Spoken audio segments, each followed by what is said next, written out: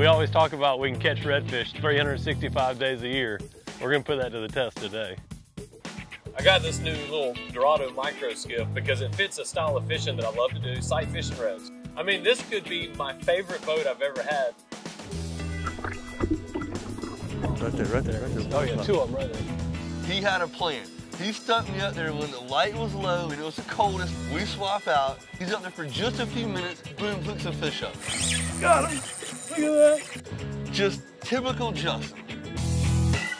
I don't get to see the shallow stuff too very much. Well, I mean, you come down here this time of year, that's just something that we're gonna do. Look at this school coming. Seriously. Whoa. You got him. Pretty fish. Everything you do, every shot you make, you have to analyze it. And you have to really watch the fish and learn what they're doing.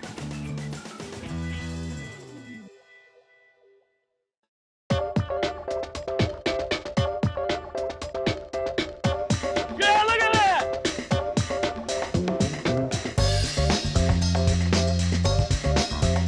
Chasing the Sun is brought to you by Holiday Inn Resort, Panama City Beach. Humminbird, simply, clearly better. Dulce Vida Tequila. Grundens, we are fishing. And by Pirates Cove Marina, you enjoy the Gulf, we'll take care of the rest.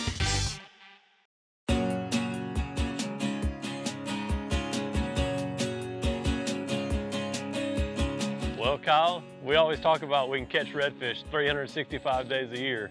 We're gonna put that to the test today. This show is something we've been talking about for a long time. You know, we're on the dock, you know, I mean, it's hot, it's August. We're like, oh my gosh, like, I cannot wait for winter time. What was it this morning we left, like 33 Oh or something? yeah, it was below freezing at my house. Matter of fact, I pulled a sheet of ice off the front of the boat and busted on the ground. So it was below freezing this morning. Luckily the sun's starting to come up and it doesn't stay that cold too long. So. I know, hopefully it warms up fast because it is, man, that ride across the bay was cold. Yeah. Kyle's so funny, you know, he's a true Floridian, a true native here, because as soon as it drops below 70 degrees, he starts piling the layers on. We got up that morning, you know, super cold. Looked at the temperature on my truck, it was like 33 degrees, just crazy cold. And listen, I know that to the folks up north that doesn't sound very cold. For us Floridians, like we can't hack that kind of stuff. Like we're not cut out for that. So Kyle's always got a good name for fish, like the nuclear jacks that we went and caught together. I hadn't figured it out exactly yet, but we gotta rename these redfish. They gotta be, I was thinking fish sickles. Fish sickles, yeah. Or red sickles. Yeah, we got to come up with our very own unique term for them. I know. It's cold, but we're going to go catch them anyways. You dang straight.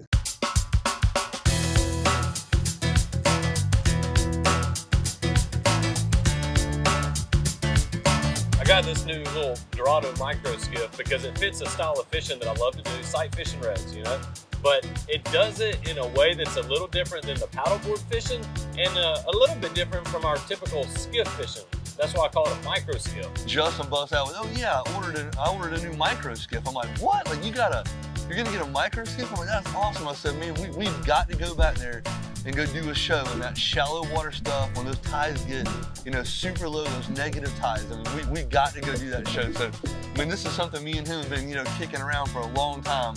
I mean, I barely have it registered. You know, I don't even think I have it registered yet, which is okay because you have 30 days from the time that you buy something like this to get it registered. So we're safe.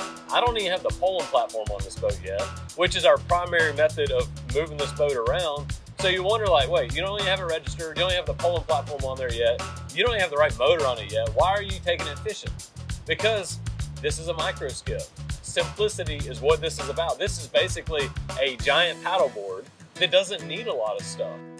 Every time I thought about how to rig this thing out, I kept wanting to put stuff on it, you know, because that's what I do. I try to make a boat versatile. Well, this particular boat, I'm not trying to make it versatile. That's not what this boat is.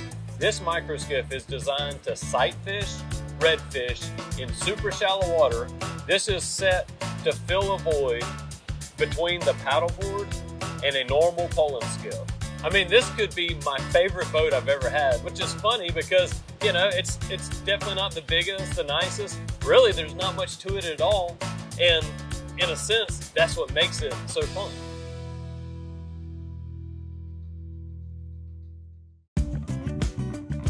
These skiffs are not meant to fish in a lot of conditions. We're looking for that, good visibility. We want high sun, and we want to find a spot out of the wind. I'll tell you what, I don't know if there's a more fun fish than that.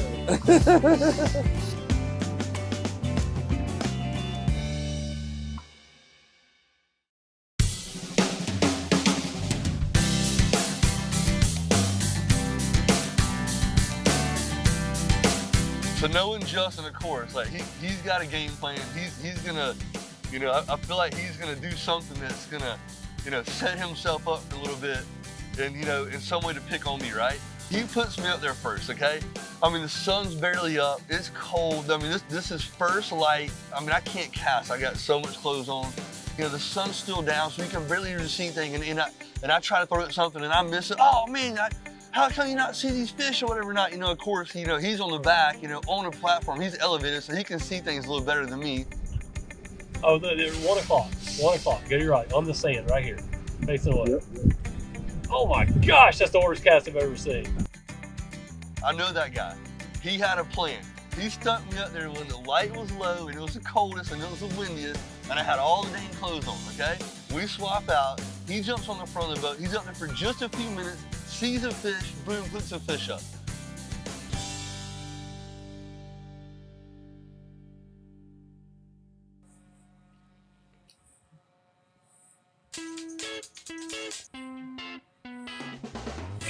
Got him! Look at that! Woohoo! Don't you come sailing down my bank! I'll tell you what, I don't know if there's a more fun fish than that. Just typical Justin. So my favorite part about having Kyle on the front of the boat is the fact that I get to turn my filter off. When I have paying clients on the boat, if y'all come fishing with me, I'm not gonna talk to you like that. I'm gonna turn the filter on and only give you positive encouragement, but not with Kyle. I mean, that's what friends do. We like to give each other a hard time. And I will say, Kyle deserved some of the hard time. He was a little out of practice, so I had to let him know he wasn't doing it right. I get 3 foot from them and they're freaking. It's just how you do it, Kyle. I mean, it's finesse. I mean, just slamming it on their head.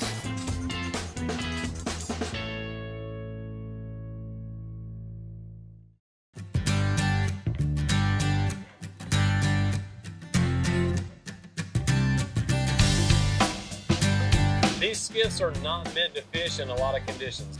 We're looking for that, good visibility. We want high sun, and we want to get out of the wind. Even on windy days, we can fish on these, but we want to find a spot out of the wind. Because if you're out in the wind, in that chop, it's stirring up the bottom, it's stirring up all the plankton and the mud on the bottom, and it makes it hard to see those fish. When you get behind the right tree line, just blocking that wind, now it goes slick on the surface, and we have that clear water that we need so that we can see these fish. When you're up here this shallow and you look inside there, I mean, it's so shallow that anything they do will give themselves away. You know what I mean? If they back or if they, if they twitch, you're gonna see something. You know what I mean? They're gonna expose themselves somehow. You know what I mean? Dude, and we talk conditions all the time, and that's a perfect example. Like, this is not something that we scouted out. We go, oh, there's a bunch of redfish right here.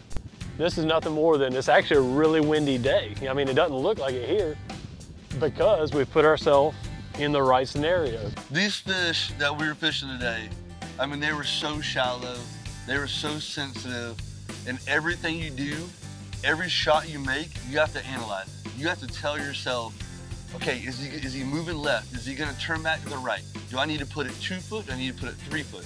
Well, as the day went on, everything kept changing. As it got warmer and the sun got higher up, these fish actually got more and more active. We started seeing tailors. We started seeing them swim around with their backs out. The fish were starting to move around more, and instantly, when that happens, you have to change your game plan.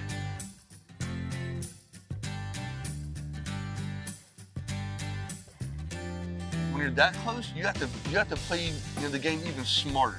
You have to make crazy accurate shots. You have to fish it slow, and you have to really, really, really watch the fish and learn what they're doing.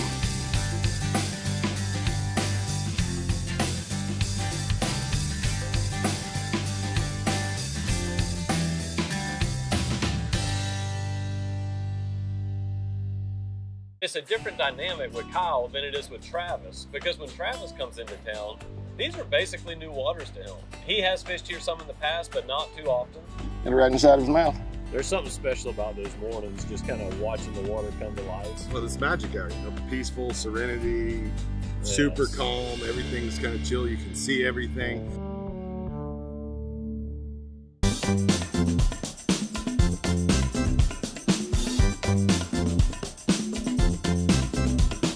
If I think about Kyle, he is a micro skiff kind of guy.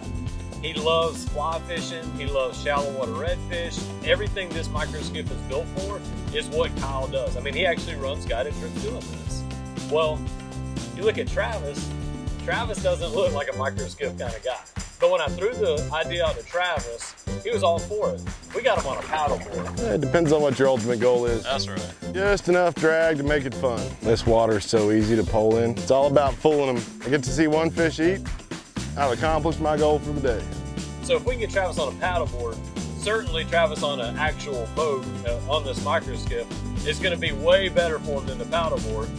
And he did good on both. All right, well, you know, last time we did a paddleboard show, we were both on an actual paddleboard, which worked out pretty good. We caught some fish, had a good time. Well, now I have a micro skiff that's basically like a big paddleboard with a motor on it. Surfboard with a motor. But we can get crazy shallow. Surfboard with a motor.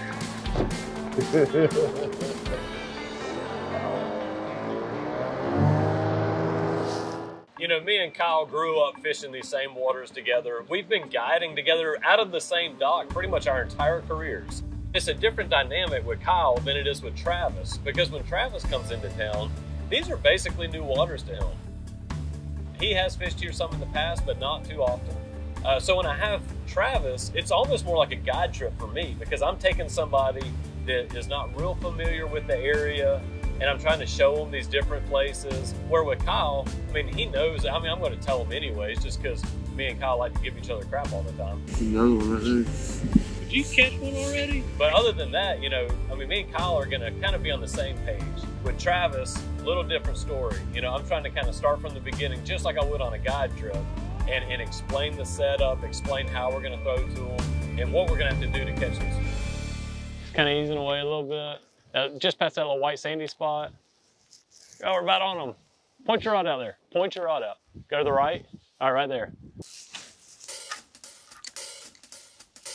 Oh yeah, I see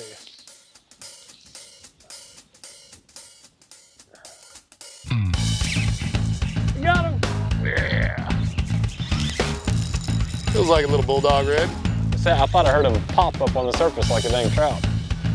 Yeah. You're right inside of his mouth. All right out. So, see, he's got little teeth. If you look at him.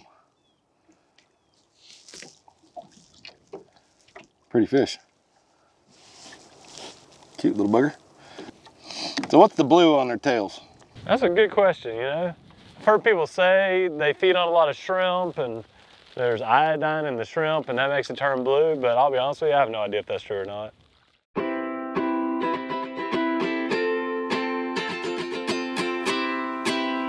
Every fish we encounter is different. And what I mean by that, when you have a single fish or a pair, just a couple fish, a lot of times it's easier for us to get close to those fish because you don't have as many eyes looking for you. There is no better sight fishing for redfish. When we see these schools of fish, it's crazy how they'll stay just out of range. And what I really think that is you have so many fish looking that they see you easier. You know, I mean, there's more sets of eyes looking at you. And you'll notice a lot of times those schools of fish, they'll keep pushing and stay just out of range. They just keep, you know, as I'm moving up behind them, no matter how quiet you try to sneak up, there's just so many there. They see you, they know you're there, and they're going to keep that safe distance from you, which makes it basically impossible to catch them. Perspective is important. Here's why.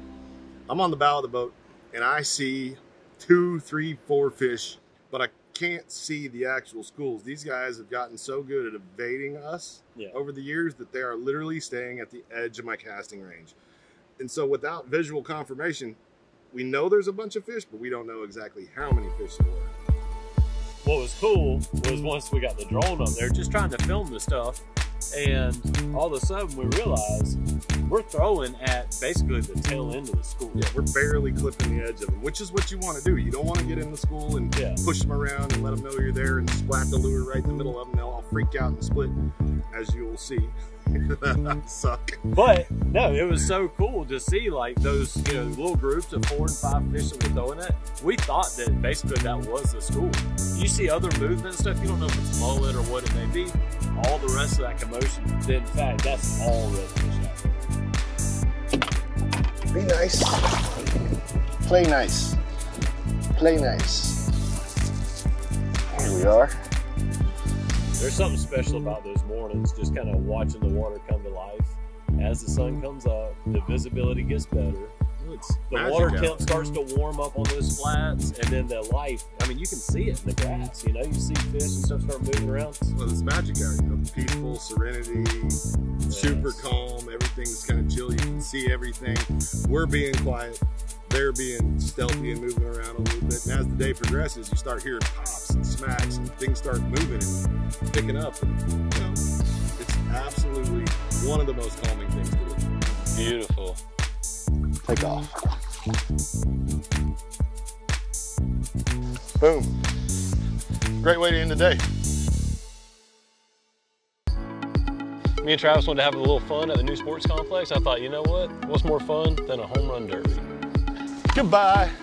Boom! Let's just end right there. I mean, it's two people coming together to accomplish one goal. That's it. It's like marriage. I guess so. I'm not sure about this deal anymore. Chasing the Sun has been brought to you by Minn Kota. Half pitch tackle. Get out there. Fish Monkey Performance Fishing Gloves. Panama City Inshore. These guys can fish. And by Visit Panama City Beach. Real fun beach. Okay, how about this? You get 10 hits, throw the yellow ball at the end. If you hit that one out, it counts as 2 home runs. My goal for today is not to get injured. Well, you know, it's been like 20 years since I touched the bat, so if I can hit the ball, I'll be happy. So here's the deal, okay? We got this awesome sports complex out here at Panama City Beach. They have baseball, softball, soccer. Rectangle and diamond sports. Yeah. So I brought my buddy Kelly Graham out here. He's gonna throw us some softballs. Me and Travis wanted to have a little fun at the new sports complex. I thought, you know what? What's more fun than a home run derby? Play ball! Goodbye. Boom! Let's just end right there. We're not making that up. That was really the first pitch. Hey, I'm out. Ah, there we go. Oh. Swing! Oh, man. I'm glad I put my gloves on. That's like another 20 feet of hitting right there. I got up there a little bit. It might do. It's crawling. Keep crawling. Ugh. All right, Travis, you still got hope. Right? I left the window open. Justin just hit 4 home runs.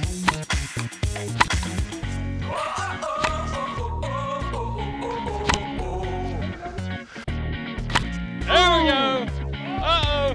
Uh-oh. All right. There goes number 9. So here's number 10. All right, Travis, I'm gonna make you a deal. Here, time out, time out. I'll make you a deal. Money ball's worth 3. All right. Okay? So right now, I'm up by 3. If he hits the money ball, we go to the hit off. Oh! It's gonna roll under it though, watch. It's gonna roll under. Nice work. Justin gets the game ball. Congratulations, sir, for the home run. Hey, that right there, that goes to show you can have a good time out here, even if you're old enough to shake. Nice work on the skiff. Yeah, I like this thing. Look, I'm gonna tell you right now. Yeah. I don't care if I ever get on the paddleboard again. So if you want a shallow water fish, you'd rather be on here? Oh, I'm dry. That's true, that's true. And we get to hang out, you know, together the whole time. This truly is teamwork fishing. Well, I mean, it's two people coming together to accomplish one goal. That's it. It's like marriage. I guess so. I'm not sure about this deal anymore. Kyle and me do a lot of the shallow water red fishing together. You know, we kind of got into it together. together, and we've pulled each other around a lot, caught a ton together. So I got him to jump on with me, and we went and took turns pulling each other around. I don't remember the part where we swapped sides and you pulled me around. I offered to pull you backwards. That means I got to get on the top. I ain't get on the top. Thank you for pulling me around. I needed that. This is a nice big break in my life and my day. I don't get to see the shallow stuff too very much. Well, I mean, you come down here this time of year, that's just something that we're going to do. Right? You're not going to sweat. You're not going to sweat. Plus, our window of fishing opportunities really from 10 to 2. That's kind of like the peak. Yes. Before that, can't see. After that, can't see. You can't. I mean, it's amazing how these days just really get short. The rest of the year, I like to think of our days as kind of two different sessions. Yeah. You got your morning session, afternoon. Yeah. But it's really not. We're trying to sight fish midday. It's when the water's going to warm up nice. We're going to warm up nice, and the fish just behave better. Winter's gentleman's hours. It's my favorite time to go fishing. That's why Travis is always here in the winter. I got you figured out.